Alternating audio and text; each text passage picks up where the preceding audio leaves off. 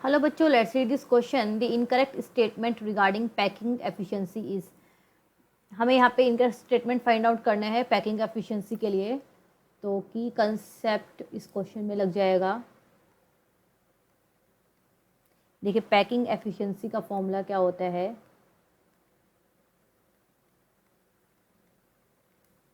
Is equals to volume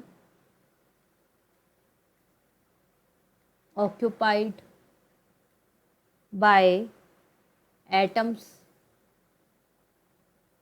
present in that unit cell divided by volume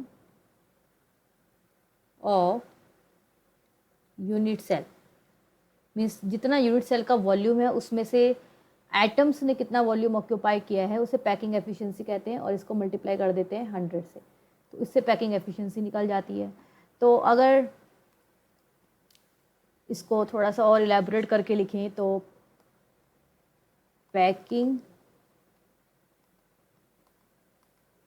efficiency equal हो जाती है Z is number of atom present in particular unit cell into volume होता है।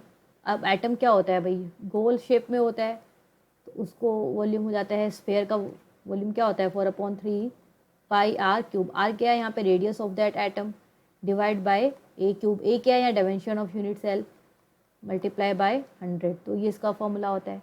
तो अगर हम यहाँ पे देखिए, हमें क्वेश्चन में BCC दिया है, यानी कि body centred cubic unit cell. तो इसके लिए जब पैकिंग एफिशिएंसी की बात करते हैं इसकी आती है 68%। और फिर सिंपल क्यूबिक की बात करते हैं, सिंपल क्यूबिक लेटिस की बात करते हैं, इसकी होती है 52.4%। देखिए, बॉडी सेंटर में जो नंबर ऑफ एटम होते हैं दैट इज़ 2 होते हैं, और सिंपल में 1।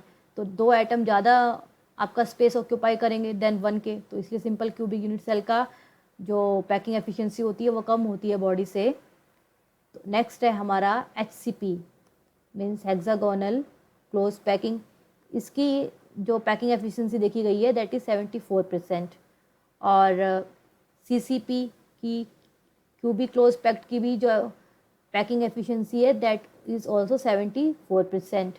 तो इसके अकॉर्डिंग अगर हम देखें तो हमारा D ऑप्शन जो है वो गलत है, इनकरेक्ट स्टेटमेंट है। तो इसका आंसर D ऑप्शन हो जाएगा। D is the answer of this question.